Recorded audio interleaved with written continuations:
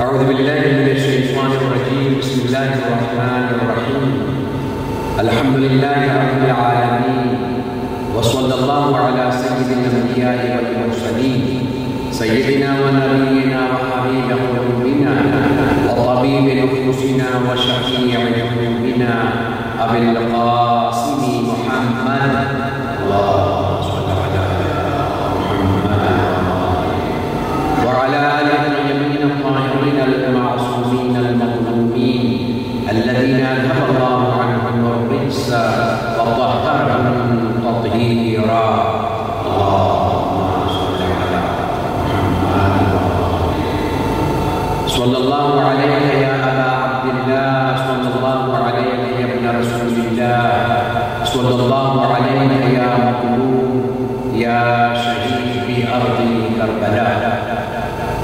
السلام على الحسين وعلى علي بن الحسين وعلى أولاد الحسين وعلى أصحاب الحسين جميعا ورحمة الله وبركاته.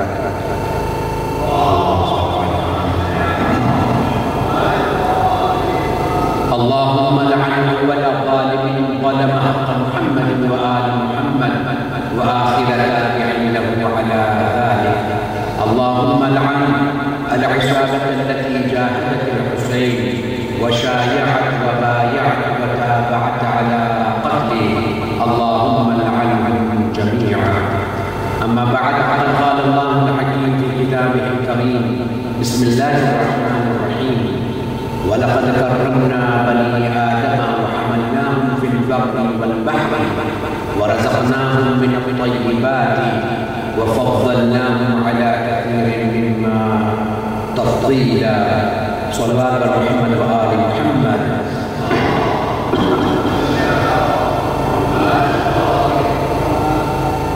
اللہ سبحانہ وتعالی کا ارشاد ہے، سورہ بنی اسرائیل کی آیت نمبر 70 ہے، جس میں اللہ ارشاد فرماتا ہے کہ ہم نے انسان کو مکرم بنایا ہے، ہم نے انسان کو عزت دی ہے، انسان صاحب کرامت بنایا گیا ہے۔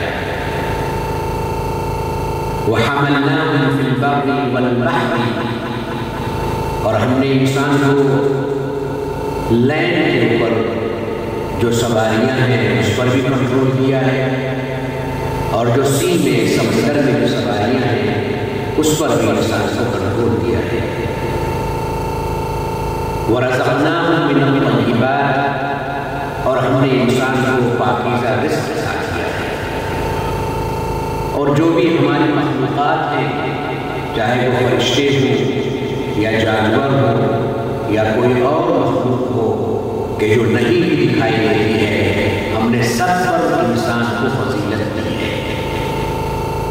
اس کائنات میں اگر کوئی بافضیلت مخلوق ہے تو وہ انسان ہے، اور اگر انسان اس فضیلت کو باقی رکھنا چاہتا ہے، اپنے کو باعزت رکھنا چاہتا ہے، تو نیکسٹ آیت میں اللہ نے فرمایا ہے: یوم ندعو کل اناس بإمامہم، ہم ہر انسان کو قیامت کے دن اس کے امام کے ساتھ بلائیں گے۔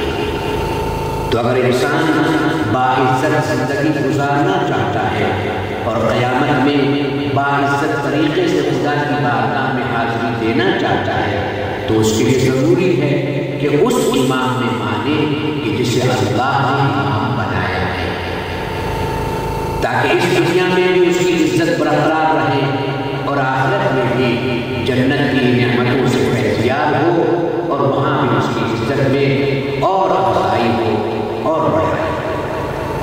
اس کے پہلے کہ میں اپنے بیان کو شروع کروں اور آپ میرے بیان سے مضبوط ہو جائیں، ایک صلوات لائیں محمد آل محمد۔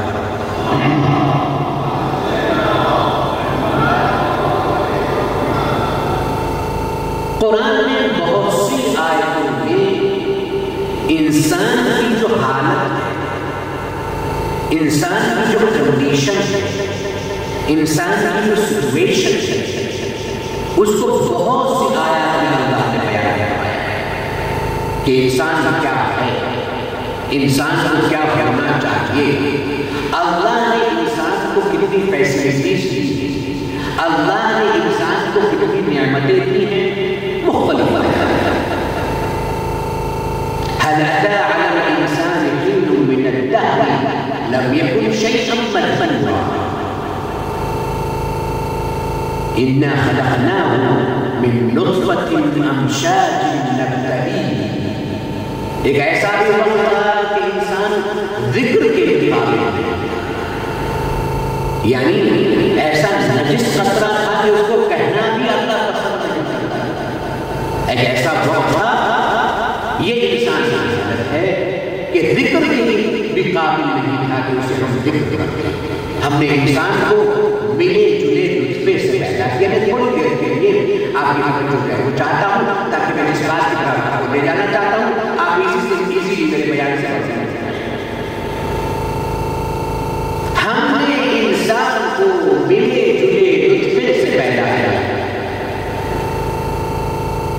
اور پھر ہم نے انسان کو ہدایت کی راستے سے۔ اب یہ انسان کا اپنا اختیار ہے، چوائس ہے کہ وہ اللہ کا شکر ادا کرے یا یہ انسان کی اپنی چوائس ہے۔ یہ ایک آیت ہے جس میں اللہ فرماتا ہے ان الانسان لفی خسر۔ ایک یہ انسان ہے جو نطفے سے پیدا ہوا ہے، ایک یہ انسان ہے جو گھاٹے ہے۔ ان الانسان لفی خسر، ایک یہ انسان ہے جو گھاٹے ہیں۔ خلقناہ فی احسن تقویم، یہ انسان ہے کہ جس کو اللہ نے احسن تقویم پر پیدا کیا۔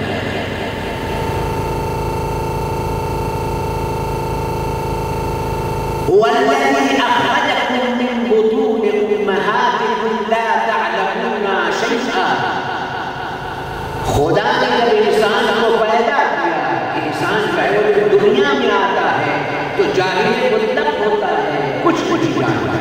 ایک یہ انسان ہے، دیکھیے سارے انسانوں کی بات ہو رہی ہے۔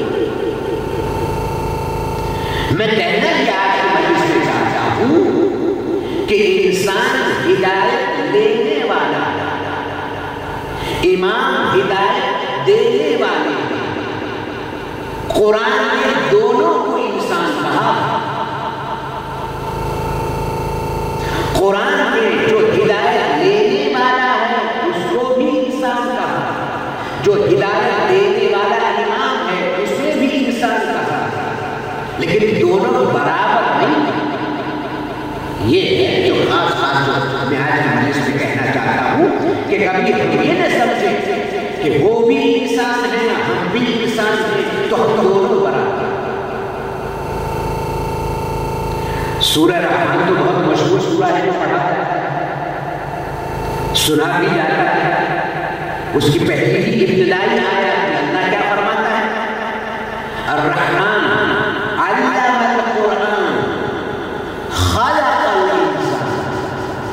خدا وہ رحمان ہے کہ جس نے قرآن کی تعلیم دی اور انسان کو پیدا کیا۔ دیکھیے ایک انسان یہ ہے، متوجہ ہیں آپ یہ بات؟ دیکھیے ہم ہدایت دینے والے ہیں، وہ ہدایت دینے والے ہیں۔ اللہ ایک انسان کی بات کر رہا ہے کہ ہم نے قرآن کی تعلیم دی اور ہم نے انسان کو پیدا کیا، حالانکہ ہم پہلے پیدا ہوتے ہیں، قرآن بعد میں سیکھتے ہیں۔ ہمارے یہاں قرآن کی تعلیم بعد میں ہے، پہلے ہماری خلقت ہے۔ لیکن انسانوں میں ایک انسان ایسا بھی ہے جس کو خدا نے تعلیم پہلے دی ہے، دنیا میں بھیجا بعد میں ہے۔ تو ہم اور وہ انسان سے برابر نہیں ہو سکتے۔ ہم کیسے انسان برابر؟ دیکھیے اللہ نے انہیں انسان کو بنایا ہے، لیکن اس کا مطلب یہ نہیں کہ بالکل وہ ہمارے جیسے۔ یہ غلطی انسان کی ہوتی ہے جہاں پر یہ سوچنے لگتا ہے نہیں ہم نطفے سے بنے ہیں، وہ نور سے بنے ہیں۔ دونوں میں فرق ہے، نطفے والا الگ ہے۔ ہم جب پیدا ہوتے ہیں تو جاہل مطلق ہوتے ہیں، وہ پیدا ہوتے ہی قرآن پڑھتے ہیں۔ دونوں برابر تو نہیں ہے۔ اپنے گھر میں پیدا ہونے والا اور ہے، خدا کے گھر پیدا ہونے والا اور ہے۔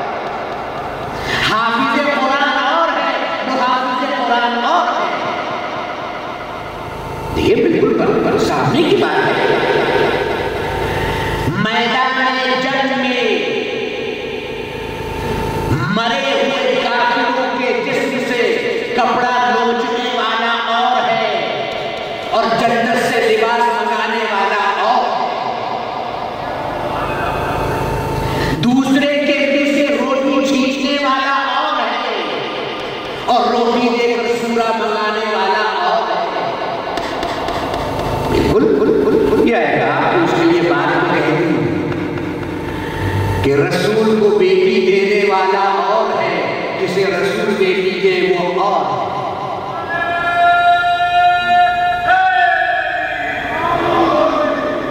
لیکن مختلف ہے، ہمیں جو آج میں کسی اور کو نہیں سنا رہا ہوں، میں شیعوں کو سنا رہا ہوں۔ شیعوں کے اس لیے سنا رہا ہوں کہ ہم شیعوں میں بھی دھیرے دھیرے ہم اپنے ٹریک سے ہٹتے جا رہے ہیں۔ اس لیے ضروری ہے کہ ہم یہ نہ سمجھیں کہ اللہ نے ان کو انسان کہا ہے تو وہ ہمارے جیسے۔ ارے جناب، اس دنیا میں مسلمانوں نے یہ نعرہ تو بدل دیا کہ رسول ہمارے جیسے۔ یہ ہے کہ نہیں ہے؟ مسلمانوں نے، کچھ مسلمانوں نے، سارے مسلمان ایسے نہیں ہیں۔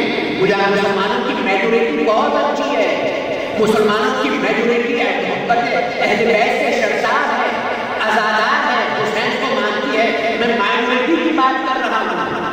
انہوں نے رسول کو اپنا جیسا کہا، لیکن کسی مسلمان کی ہمت نہ ہوئی کہ کہے کہ علی ہم جیسا۔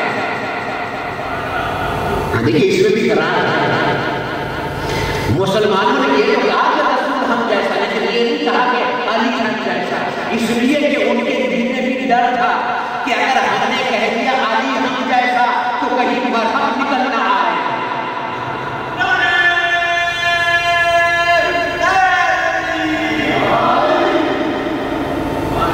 میں آپ کا شکر گزار ہوں کہ میرے اشارے سے آپ سمجھ گئے۔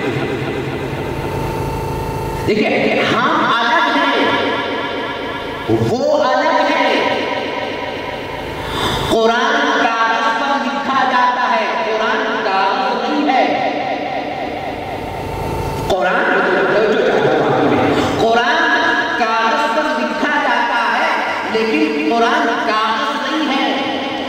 اسی طرح سے ایمان کو انسان کے بھیس سے بھیجا جاتا ہے، وہ حقیقت میں انسان ہمارے جیسا انسان نہیں ہے۔ قرآن کو کاغذ کا لباس اس لیے پہنایا جاتا ہے تاکہ تلاوت میں آسانی ہو۔ ایمان کو انسان بنا کر اس لیے بھیجا جاتا ہے تاکہ ہدایت میں آسانی ہو، ورنہ یہ ممکن ہی نہیں، یہ ممکن ہی نہیں۔ تو انسان کیا ہے؟ ایک یہ انسان ہے، ایک یہ انسان ہے۔ ایک کون سا انسان ہے؟ هو الذي خلق من الماء بشرا۔ دیکھیے سارے قرآن کی آیتیں ہیں جو میں پڑھ رہا ہوں۔ هو الذي خلق من الماء بشرا وجعله نسبا وصهرا۔ خدا وہ ہے جس نے انسان کو پانی سے پیدا کیا اور اس کو پیدا کرنے کے بعد اسے خاندانی بنایا، اور اللہ نے اس انسان کو کیا بنایا؟ لیکن دیکھنے میں کیوں لگتا ہے کہ اللہ ہماری بات کر رہا ہے؟ ہم بھی تو انسان ہیں۔ ارے جناب سارے انسان برابر نہیں ہیں، ساری مسجدیں برابر نہیں ہیں۔ جی رسول نے جو مسجد بنائی وہ الگ ہے، مسجد الحرام جو ہے وہ الگ ہے، ہم جو لندن میں مسجد بنائیں وہ الگ ہے۔ اور قرآن میں بھی مسجد کا ذکر ہے، سورہ توبہ میں منافقوں نے ایک مسجد بنائی تھی جس مسجد کا نام ہے مسجد ضرار۔ سورہ توبہ کے اندر موجود ہے، دیکھیے پورا اس کے اندر ہے۔ میں پڑھنے جاؤں گا تو میرا ٹاپک جو ہے وہ ڈائیورٹ ہو جائے گا، لیکن صرف اشارہ کر رہا ہے۔ مسجد بنائی انہوں نے منافقوں نے مدینے میں، اس کا نام تھا مسجد ضرار۔ ضرار کا معنی ہوتا ہے ہارمفل۔ مسجد تو بینیفیشل ہوتی ہے، اس کا نام رکھا گیا ہارمفل۔ اس کا مطلب یہ ہے نام سے دھوکہ مت کھائیے، مسجد سمجھ کر دھوکہ مت کھائیے۔ قرآن نے اس کو مسجد ضرار کہا، اور رسول اللہ کے اور ایک رسول اللہ نے مسجد مدینے میں بنائی، اس کا نام ہے مسجد الرسول، ہے نا، مسجد نبی جس کو ہم کہتے آتے ہیں، مدینے میں موجود ہے۔ انہوں نے رسول اللہ کو بلایا کلمات پڑھنے آئیے۔ سورہ توبہ میں خدا نے منع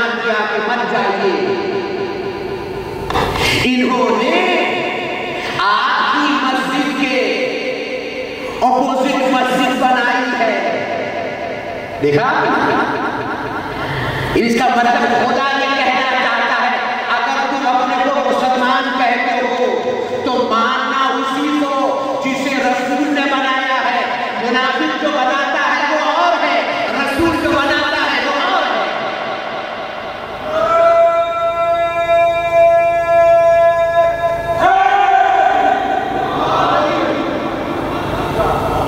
منافقوں نے مسجد بنائی، اس مسجد کو توڑ بھی دیا. حکم رسول سے اس مسجد کو توڑا گیا. پورا تذکرہ سورہ توبہ کے اندر موجود ہے. تو میں آیت کا سنا رہا تھا کہ اللہ فرماتا ہے میں نے انسان کو پانی سے پیدا کیا، اور پانی سے پیدا کیا. جب انسان کو پیدا ہو گیا تو میں نے کیا اس کو بنایا؟ میں نے خاندانی بنایا، اور میں نے اس کو داماد بنایا. دیکھیے کوئی نئی بات تو ہے نا، ظاہر بات ہے. میں نے اسے خاندانی بنایا اور میں نے اسے داماد بنایا. اس کا مطلب یہ ہے وہ کسی کا خاص داماد تھا، اسی لیے اللہ نے کہا میں نے داماد بنایا. میں بھی تو داماد ہوں کسی کا، ابھی تو داماد ہے. اس سے مراد ہم آپ تھوڑی ہیں. ارے ہمارا تذکرہ تو یہاں کے نیوز پیپر میں نہیں آتا ہے، قرآن میں کیوں آنے لگا؟ ہم اتنے امپورٹنٹ تھوڑی کہ ہم یہ خدا اپنا بول دے گا بھائی تم اتنے قیمتی اور اتنے اہم ہو اس لیے میں تمہارا تذکرہ کر رہا ہوں. یہاں پہ کوئی خاص داماد ہے؟ سارے انسان یہاں پہ مراد نہیں ہے. ہمارے یہاں بہت بزرگ عالم دین گزرے، ان کا نام تھا شیخ صدوق رحمۃ اللہ علیہ. بہت ہی عظیم عظیم، یعنی ہمارا جو پلر ہے شیعہ کا اس میں سے ایک شیخ صدوق. ان کی کتاب ہے مثال، اس میں انہوں نے یہ روایت کی. آپ نے فرمایا ہے، فرماتے ہیں مولا نے فرمایا امیر المومنین علی بن ابی طالب علیہ الصلوۃ والسلام، اللهم صل علی محمد. آپ نے فرمایا، دیکھیے عربی میں دو لفظ ہوتے ہیں، ایک ہے صح سین سے جو اردو میں بھی یوز ہوتا ہے، اس کے معنی ہوتے ہیں ڈون کے، مونی کے، اور اس کے معنی ہوتے ہیں جادو کے، سحر جس کو کہتے ہیں. سواد سے اس آیت کے اندر ہے سواد، صحرا، اس کے معنی ہوتے ہیں داماد کے، سنلو داماد کے. مولا فرماتے ہیں اس آیت میں جو اللہ نے فرمایا کہ میں نے انسان کو پانی سے پیدا کیا، میں نے اسے خاندانی بنایا. میرا ہی تو خاندان ہے جسے اللہ پیدا کر رہا ہے. اور یہاں پر صاحب یعنی داماد یہ میرا لقب ہے. اس کے علاوہ اگر کوئی کچھ کہتا ہے تو وہ جھوٹا ہے. یہ سحر جو ہے، یہ داماد لقب جو ہے وہ مولا کا ہے. اس کا مطلب ہے خدا نے اس آیت میں انسان کا ذکر تو کیا ہے لیکن خاص انسان کا ذکر کیا ہے. اس لیے اس کی دامادی ایسی ہے کہ اللہ قرآن میں بیان کرے. دیکھیے کتنی ایسی دامادی ہے یہ. جب شادی کی بات آئی، ستارہ آیا پیغام لے کر، ہے نا تاریخ ہے نا، درے زہرا پر ستارہ آیا پیغام لے کر.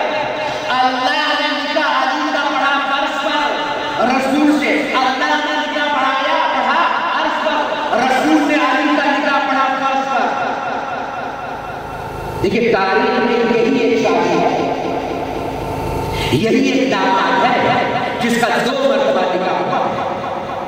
2 اللہ نے پڑھا عرض پر اور رسول سے پڑھوایا. جب میں آپ سے پوچھتا ہوں عرش پر جہاں پر مولا کا نکاح ہوا وہاں پر کوئی نکاح پڑھنے والا نہیں تھا؟ جی وہاں پر ارے جناب عیسیٰ تو کہیں گے نہیں، جناب عیسیٰ تو روح اللہ ہے. اللہ جناب عیسیٰ سے کہہ دیتا کہ عیسیٰ تو روح اللہ ہو، اس کا نکاح پڑھو. رسول کی بیٹی کا نکاح ہے، पढ़ो।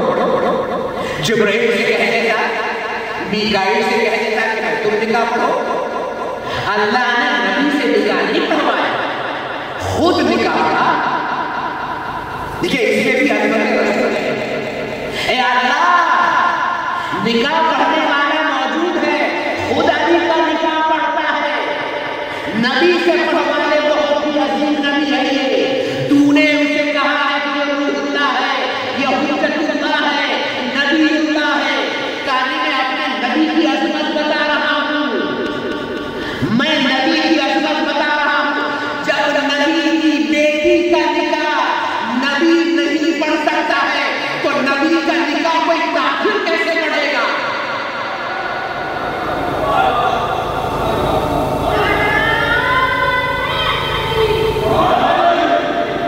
ये कैसे मुमकिन हो सकता है कि निकाह पढ़ा अबू तालिब ने और तुम अबू तालिब को काफिर कहते हो? ये है कि नहीं? बिल्कुल मुमकिन ही नहीं। बेटी इतनी अजीम है। देखिए खानदान क्या, देखिए जनाब इब्राहिम जो है ये वही खानदान है, वही जनाब इब्राहिम के दो बेटे, एक का नाम इसहाक, एक का नाम इस्माइल अलैहिस्सलाम। एक से जो है वो सारे के सारे बनी इस्राइल के अंबिया हैं, और जनाब इस्माइल से हमारे नबी मोहम्मद मुस्तफा सल्लल्लाहु अलैहि वसल्लम।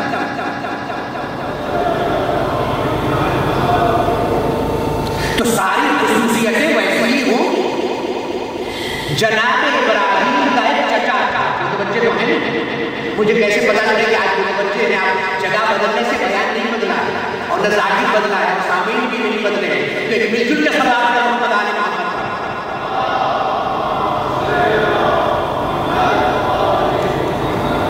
जनाब इब्राहिम का एक चचा था जिसको अल्लाह ने सूरह अनआम में मेंशन किया है, उसका नाम था, इसलिए कि वो मोमिन नहीं था। खास खुसूसी आगे मुझे चाहता हूं, जनाब इब्राहिम नबी खलीलुल्लाह है, उनका जो अंकल था, चचा जो था, वो मुसलमान नहीं था, वो बुत परस्त था। अल्लाह ने उसका नाम भी दिया।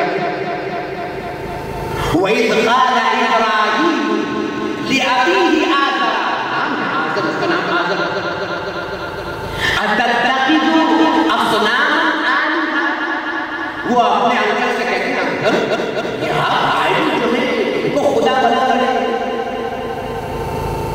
देखिए इब्राहिम नबी है, उनका चचा काफिर है, अल्लाह ने नाम कुरान में लिया है।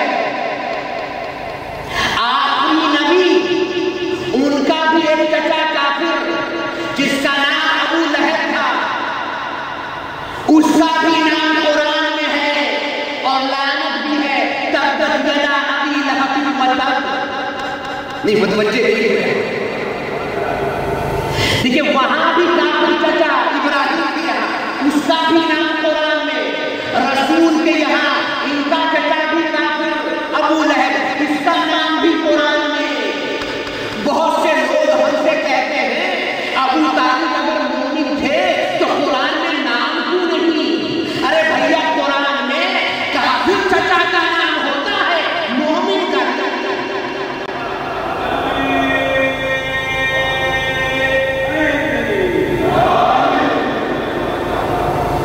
देखिए सामने की बात है, आपने न्यूज़ पेपर में भी पढ़ा होगा, कभी कभी एडवर्टाइज टीवी में भी आती है। एक बहुत ही रिच फैमिली, बहुत रॉयल फैमिली है, कोई भी है, उनका एक अगर बेटा जो है वो खबीस निकल जाए, ट्रैक से हट जाए, वफादारी छोड़ दे, इसको इंग्लिश में कहते हैं डिसोन करना, उन्होंने डिस्पोज कर दिया। अब बाकायदा इश्तिहार एडवर्टाइज आती है कि देखिए ये हमारा बेटा है, लेकिन हमने इसको डिस्पोज कर दिया। अब ये कुछ खरीदता है, आपसे कुछ डीलिंग करता है, हमारी रिस्पॉन्सिबिलिटी नहीं है। ये है कि नहीं है? होता है, ऐसा होता है कि नहीं होता? बिल्कुल होता है, ये दुनिया में है। बेटा अगर खराब हो गया है, बदकिरदार بے ایمان ہو گیا ہے تو خاندان والے اس کے لیے اشتہار دے کر دوسروں کو متوجہ کرتے ہیں کہ اب ہم ذمہ دار نہیں ہیں، تھا تو ہمارا لیکن اب خبیث ہے۔ میں نے کسی خاندان میں نہیں دیکھا کہ اشتہار آیا ہو یہ ہمارا بیٹا نمازی بھی ہے، روزے دار بھی ہے، اچھا بھی ہے، ایماندار بھی ہے، برے کا اشتہار آتا ہے، اچھے کا اشتہار نہیں آتا۔ یہ اچھے خاندان کی عادت نہیں ہے کہ اپنی اچھائی کا ڈھنڈورا پیٹے۔ کل ایمان کا خاندان اپنے ایمان کا ڈھنڈورا نہیں پیٹتا۔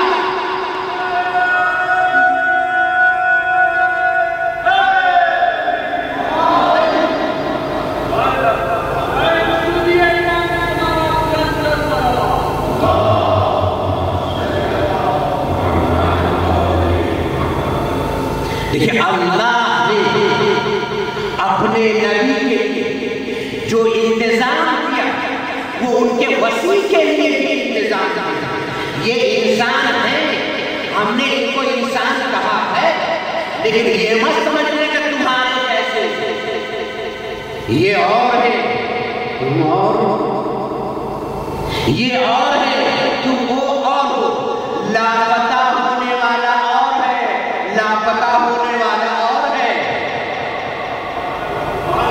اب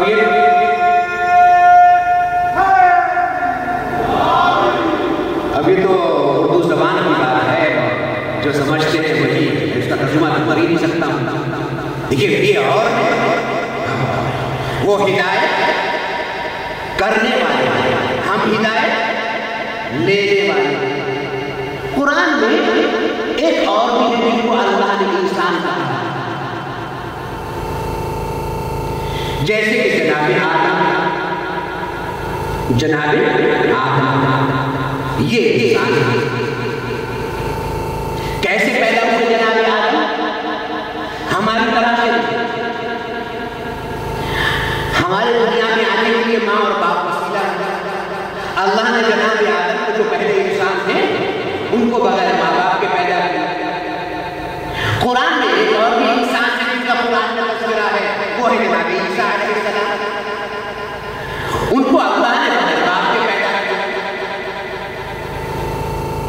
اگر آپ یہ کہتے ہیں ہم سب برابر ہیں، وہ بھی انسان، ہم بھی انسان، عیسیٰ کی طرح سے ہو کر دکھائیے۔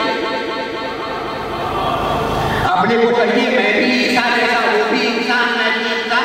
ارے لوگ آپ کو سمجھے،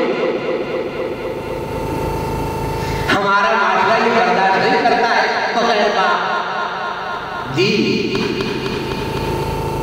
اللہ نے جناب عیسیٰ کو، اس میں جو سورہ آل عمران ہے اس میں اللہ نے جناب عیسیٰ کے بارے میں بیان کیا ہے۔ اِنَّ مَثَلَ عِیسَىٰ عِندَ اللَّهِ كَمَثَلِ آدَمَ۔ اللہ کے نزدیک جناب عیسیٰ، میں آپ کی توجہ ضرور سے چاہتا ہوں تاکہ میں بات کروں۔ اللہ کے نزدیک جناب عیسیٰ کی مثال آدم کی طرح ہے۔ کیا مطلب ہے؟ اللہ نے ان کو بغیر ماں باپ کے پیدا کیا، عیسیٰ کو اللہ نے بغیر باپ کے پیدا کیا۔ متوجہ نہیں ہوئے؟ اللہ کیا فرماتا ہے؟ عیسیٰ کی مثال آدم جیسی ہے، حالانکہ اور بھی مخلوق دنیا میں، اسی دنیا میں اللہ کی قدرت سے آئی ہے جو بغیر ماں باپ کے آئی ہے۔ جیسے جناب اسماعیل کو بچانے کے لیے جو جانور آیا، جو دمبا آیا، وہ بغیر ماں باپ کے اوپر سے آیا۔ اوپر جانور تھوڑی ہوتے ہیں، اوپر تو فرشتے ہوتے ہیں، جانور تو یہیں پر ہے، اسی جانور وہاں ہے۔ وہ دمبا بھی بغیر ماں باپ کے۔ جناب صالح علیہ السلام جو نبی ہے، معجزے کے طور پر پہاڑ کی پیڑ سے ان کو اٹھنی دی گئی، اس کو نام نکالے بھی بغیر ماں باپ کے. جناب عیسیٰ کی جب بات ہوئی تو اللہ نے یہ نہیں کہا جناب عیسیٰ کی مثال جانور سے نہیں دی، اس لیے کہ جانور بھی بغیر ماں باپ کے لیے میں نے حوالہ دیا. جناب آدم بھی بغیر ماں باپ کے پیدا کیا اللہ نے کو، لیکن جب مثال کی بات ہوتی ہے تو اللہ جناب عیسیٰ کی مثال جانور سے نہیں دیتا، اللہ جناب عیسیٰ کی مثال آدم سے دیتا ہے. اس سے پہلی بات یہ معلوم ہوئی کہ خدا احترام سمجھاتا ہے، رسپیکٹ سمجھاتا ہے کہ بولنا سیکھو، کس کے بارے میں بول رہے ہو. یہ میں صحیح کہہ رہا ہوں. منبر پر بیٹھنے والے بہت سے ایسے خطیب ہیں جو غلط غلط بات کرتے ہیں. امام کی بات ہوتی ہے تو کسی اور کو ملا دیتے ہیں، مثال دے دیتے ہیں، حالانکہ قرآن کی سنت یہ نہیں ہے. اگر معصوم کی بات کرو تو مثال بھی معصوم سے دو. عیسیٰ بھی معصوم، آدم بھی معصوم. متوجہ نہیں آپ؟ مثال کا مطلب کیا ہے؟ اگر جس کی تم مثال دے رہے ہو وہ معصوم ہے تو جس سے مثال دے رہے ہو اس کا بھی معصوم ہونا ضروری ہے. ہم اگر کسی امام کی مثال دیتے ہیں تو جس سے مثال دے اس کا بھی معصوم ہونا ضروری ہے. غلط غلط باتیں نہیں کرنی چاہیے منبر پر بیٹھ کر. کیا بات ہے وہ آپ کو جانیے گا، کیا بات ہے پھر وہ بات بیان کریں. دوسری بات میں آپ سے خاص کہنا چاہتا ہوں، اللہ نے کہا آدم کی عیسیٰ کی مثال آدم جیسی. رسول فرماتے ہیں علی تمہاری مثال سورہ قل هو اللہ جیسی.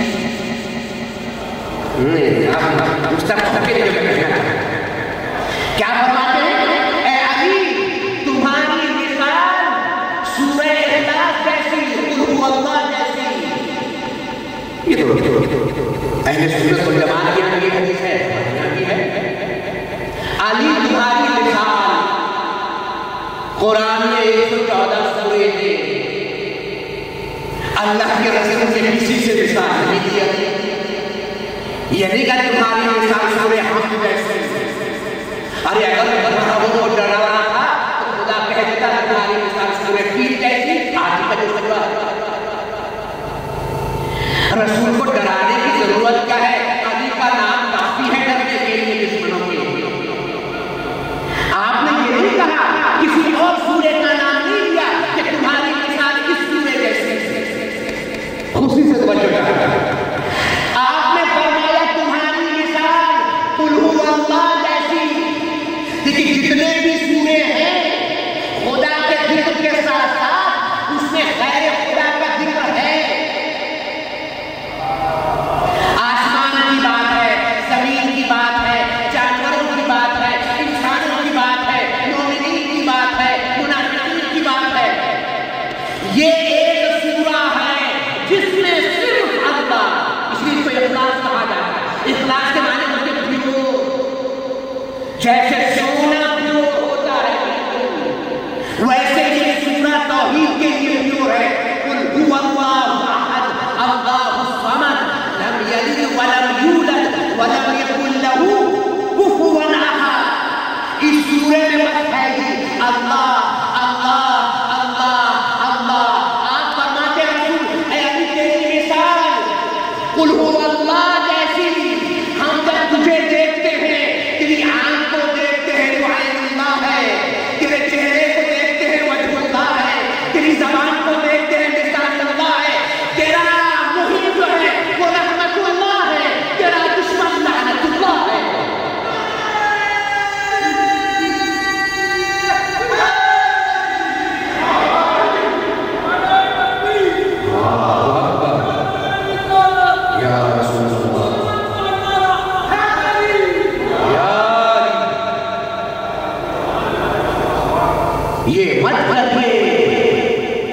یہ مت کریے وہ بھی انسان اور ہم بھی انسان. یہ غلط ہے. یہ ذہن میں جو خناس ہے اس کو نکالیے. میں کسی اور سے نہیں کہہ رہا ہوں، میں شیعوں سے کہہ رہا ہوں. جی آج کل ہمارے یہ ہوا چلی کیا تمہاری وجہ؟ تم کو تو صحیح نماز پڑھنا نہیں آتی ہے، تم کو تو قرآن پڑھنا نہیں آتا ہے، وہ لوگ کے نیزہ پر قرآن پڑھتے ہیں، تم کیا؟ ہم کچھ نہیں ہیں، انسان خدا نے کہا ہے صرف ایک مصلحت نہ وہ نوری نوری چھٹے امام جعفر الصادق علیہ السلام، میں بات کیا کر رہا تھا؟ قل هو اللہ کی بات کر رہا تھا۔ مولا فرماتے اگر کوئی سفر پر جانے والا ہو اور نکلنے سے پہلے 10 مرتبہ سورہ قل هو اللہ کی تلاوت کرے، وہ ذہن میں یاد رکھیے علی تمہارے کے ساتھ قل هو اللہ جیسا اگر آدمی اگر معصوم ہے تو مثال معصوم سے ہونی چاہیے۔ دیکھیے علی کی پہچان ہی یہی ہے، علی کی پہچان یہی ہے، اللہ وہاں پر احد ہے خالق ہو کر، علی زمین پر مخلوق ہو کر احد ہے، علی جو ہے وہ اپنے مخلوق ہو کر احد ہے۔ آپ فرماتے ہیں 10 مرتبہ اگر سورہ اخلاص کی تلاوت کرے گا تو وہ سفر کی ہر غلطی سے امان میں رہے گا۔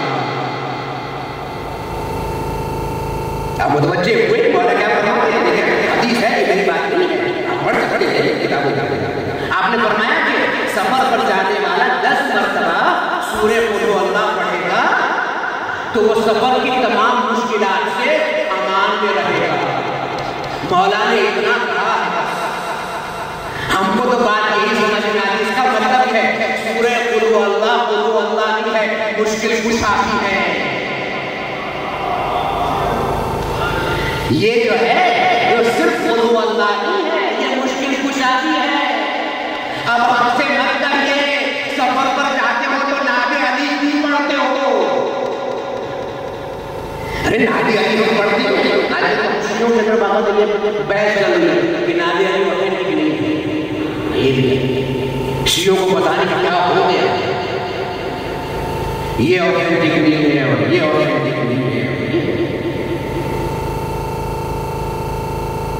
نہیں، ہم ہدایت لینے والے، وہ ہدایت کرنے والے، ہدایت کرنے والا الگ ہوتا ہے، ہدایت لینے والا الگ ہوتا ہے۔ دینے والے کا ہاتھ ایسے ہوتا ہے، لینے والے کا ہاتھ ایسا ہوتا ہے۔ وہ امیر ہے، ہم فقیر ہیں، وہ عطا کرنے والے ہیں، وہ معطی ہیں، ہم ریسیو کرنے والے، دینے والے۔ بہت فرق ہوتا ہے، بہت فرق ہوتا ہے۔ آپ جب کسی کو دیتے ہیں تو کتنا ہوتا ہے، میں نے دیا، اپنے کو کتنا بلند سمجھتے ہیں اور دینے والے کو کتنا ذلیل سمجھتے ہیں۔ علی ہدایت کرتا ہے، علی آپ کو ذلیل بھی سمجھتے ہیں، آپ ارے اپنے کو ذلیل سمجھتے تب کیا ہم پر علی آئیں گے؟ سب اٹھانے سے علی نہیں آتے، سب جھکانے سے علی آتے ہیں۔ یہ احسان ہے اہل بیت اطہار علیہ السلام کا، یہ اللہ کا کرم ہے کہ اس نے ہماری انسانوں کی عزت کو اور بڑھانے کے لیے، اس میں اور چار چاند لگانے کے لیے اللہ نے ان اماموں کا سلسلہ جاری کیا، اور اس میں خصوصی جو امام ہیں جن کی یاد ہم مناتے ہیں وہ حسین بن علی۔ آج بھی حسین کی حکومت ہے، آج بھی حسین کی حکومت ہے۔ میں مسائل کی طرف آنے سے پہلے بات کرنا چاہتا ہوں، انسان پیدا ہوا ہے 4 ایلیمنٹ سے، 4 چیزوں سے اس دنیا میں پائی گئی، عناصر اربع جو ان پر اپنی حکومت حسین نے کی، اس لیے کہ حسین امام پانی سے پیدا ہوا ہے، پانی پر سبیل حسین، زمین پر مجلس حسین ہے، ہوا میں پرچم حسین ہے، آگ پر ماتم حسین ہے، یہ سب کچھ حسین حسین۔ ان لوگوں کی باتوں کو مت سنیے جو عزاداری کو کم کرنا چاہتے ہیں۔ ہم جس کے لیے روتے ہیں ایسی قربانی نہ کبھی کسی نے دی ہے، نہ کوئی خدا کو دی ہے۔ مولا امام حسن مجتبیٰ کی شہادت 50 کتنی بے دردی سے ظاہر ہوئی رسول کے نواسے کو قتل کیا، زہر احباب۔ جناب ام فروا اپنی عمر کا بہت سا حصہ بچا تھا، اس میں بیوہ اور ساتھ پیچھے مولا نے ایک بچہ چھوڑا جو جناب ام فروا کے بطن سے، جس کا نام قاسم بن حسن ہے۔ دیکھیں جناب ام فروا نے بہت کچھ دیکھا ہے۔ جب مولا حسن کے کلیجے کے ٹکڑے کشت میں گر رہے تھے، ایک طرف زینب تھی، ایک طرف حسین تھے، اور دور کھڑی ہوئی ام فروا رو رہی تھی۔ ام فروا نے یہ مصیبت دیکھی، شوہر کے مرنے کے بعد جو کچھ ہوتا ہے وہ عورت کے لیے وہ اولاد ہوتی ہے، بڑی تمنائیں ہوتی ہیں، بڑی امیدیں ہوتی ہیں، اولاد سے بڑی خواہشیں ہوتی ہیں، بڑی خوشیاں وابستہ ہوتی ہیں ماں کی، اگر ماں بیوہ۔ 12 سال سے زیادہ کا عرصہ جناب ام فروا نے بیوہ کی خون کی الگی ہو رہی تھی۔ مولا نے بلایا، اے فروا آتی ہے۔ آپ نے فرمایا میرے بیٹا۔ جناب قاسم کھڑے ہوئے تھے اور نزدیک بلایا، فرماتے اور میرے بیٹے کو مجھ سے قریب کرو۔ یہاں تک کہ آپ نے اپنے سینے سے لگایا اور ایک مرتبہ اپنے بیٹے کو سمجھتے سونگتے سونگتے ذرا سا اپنے پیروں کے نیچے سے آپ نے ایک تعویذ نکالا اور جناب ام فروا کو دیا اور کہا اے فروا دیکھو اسے کھولنا، اسے پڑھنا، مجھے جب دفن کر دیا جائے تو کچھ دنوں کے بعد میں میرے بچے کے ہاتھ پر تعویذ ڈال دیا، اور دیکھو جب کوئی ایسی مصیبت ہو کہ جس کا حل تمہاری نظر میں ممکن نہ ہو تو اس تعویذ کو کھول لینا، اس میں تمہاری مشکل کا حل ہوگا۔ بڑی محنتوں سے ام فروا نے قاسم کو پالا۔ حسین 28 رجب کو کربلا کے لیے مدینے سے روانہ ہوئے، ساتھ میں ام فروا بھی زینب کی کنیز بن کر گئی۔ کربلا یہ قافلہ پہنچا اور شب عاشورا مولا اپنے خیمے میں عبادت کر رہے تھے، تسبیح خدا کر رہے تھے۔ اس میں حسین نے محسوس کیا کہ میرے کوئی داہنی طرف آ کر بیٹھ گیا۔ اب جو حسین نے مڑ کر دیکھا تو یتیم حسن قاسم تھی، آنکھیں آنسوں سے بھری ہوئی۔ ایک مرتبہ فرماتے ہیں مولا حسین کہ قاسم یہاں کیا کر رہے ہو؟ اتنی رات ہو گئی ہے، جاؤ اپنی ماں کے خیمے میں جاؤ۔ جاؤ مولا مادر گرائی نے بھیجا ہے مجھے یہاں پر۔ میری ماں نے پوچھا ہے کہ میں آپ سے پوچھوں کیا کل شہادت نامے میرا نام ہے یا نہیں؟ کہا بیٹا قاسم کیسی بات کر رہے ہو، کیسی باتیں کر رہے ہو؟ میری ماں نے مجھے یہ کہہ کر بھیجا ہے، بتائیے۔ جناب قاسم نے بہت اصرار کیا، ایک مرتبہ فرماتے ہیں بیٹا قاسم کل تو تمہارا بھیا اصغر بھی مارا جائے گا۔ قاسم کا نام نہیں، اشارہ ضرور کیا، ایک قاسم کل دوبارہ بھیا اصغر بھی مارا جائے گا۔ ایک مرتبہ جناب قاسم تڑپ گئے، اے مولا، اے چچا، کیا ظالم خیمے میں آ جائیں گے؟ کہا نہیں بیٹا نہیں، کل تمہارا بھیا مارا جائے گا۔ میں کہوں گا قاسم تمہیں یہ خیال تڑپا رہا ہے کہ ظالم خیمے میں نہ آ جائے، لیکن عصر کے بعد ظالم خیمے میں تنہا نہیں آئے، آگ اور لکڑی لے کر آئے۔ صبح ہوئی، انصار کی لاشیں آئی، اون محمد کی لاشیں آئے۔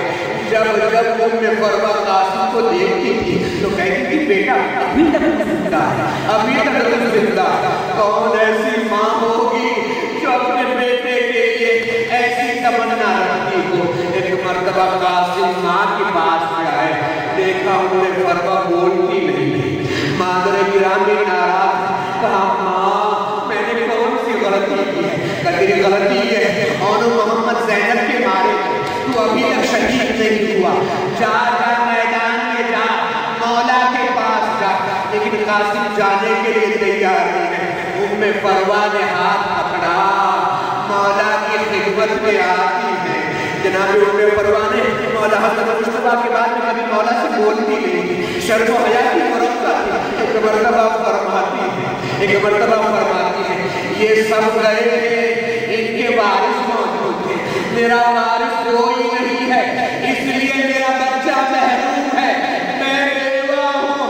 बस ये सुनना था। मौला तड़प गए। कासिम आगे बढ़े, ए अम्मू मुझे इजाजत दीजिए मक्तल जाने की।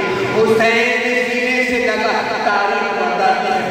हुसैन कासिम को बार बार सुनते जाते और कहते जाते थे, मेरा भैया हसन, मेरा भैया हसन, मेरा भैया हसन। सीने से हलक नहीं करते, सूंघते जाते। एक मर्तबा जनाब कासिम ने कहा, मौला मक्तल में जाने की इजाजत दीजिए। एक हुसैन सुनते नहीं है, इजाजत नहीं देते। कासिम ने एक मर्तबा तावीज़ खोला, उसमें लिखा था, ए भैया हुसैन मैं करबला में न रहूंगा, मेरी तरफ से कासिम को कबूल करना। बस ये पढ़ना था हुसैन, दारों कतार होने लगे कि मेरे भाई की वसीयत नहीं है, ए कासिम तेरी मौत का पैगाम है। कासिम के सर पर भाई हसन का अमामा पहनाया। छोटी सी उम्र थी, 13 साल के कासिम अब्बास ने घोड़े पर बिठाया। कासिम मक्तल की तरफ गए। 30,000 फौजों ने यतीम हसन को घेर कर मारा। कोई तलवार मारता था, कोई तीर से वार करता था, कोई पत्थर फेंकता था। हसन का यतीम जमीन पर आया, ए अम्मू मेरा सलाम कबूल कीजिए। हुसैन जब गए हैं तो अजब मंजर देखा है। एक जालिम जनाब कासिम का सर कलम करना चाहता है। हुसैन ने तलवार निकाली, उस पर हमले के लिए। एक मरतबा जालिम ने अपने साथियों को बुलाया, गजब हो गया, इधर के घोड़े इधर। हमारे ज़माने के इमाम मौला फरमाते हैं ज़ियारत नाहिला में, मेरा उस शहीद पर सलाम जिसकी दाहिनी पसलियां बाईं तरफ चली गई, बाईं पसलियां दाहिनी तरफ। हुसैन जब पहुंचे हैं, क़यामत हो गई। हवा बिछाई, कासिम को डाला, गठरी बना कर ले गए। मैंने मोतबर उलमा से ये बात सुनी है, मैंने मोतबर उलमा से ये बात सुनी है कि मैं आपको सुनाना चाहता हूँ। करबला में जितने भी शहीद हैं, करबला में जितने भी शहीद हैं, वो मुसीबत में मौला हुसैन के साथ। मौला प्यासे थे, तमाम शहीद भी प्यासे थे, लेकिन कासिम वो शहीद है जो हर एतबार से हुसैन के साथ है। हुसैन का लाशा सामान, कासिम का लाशा सामान, लेकिन मौला एक फर्क है, आपका लाशा शहादत के बाद पामाल हुआ, कासिम का लाशा जिंदगी में पामाल हो गया। हुसैन दर ख़ैमा पर आए, ज़ैनब ने भाई को देखा। एक मरतबा फरमाती है, ए भैया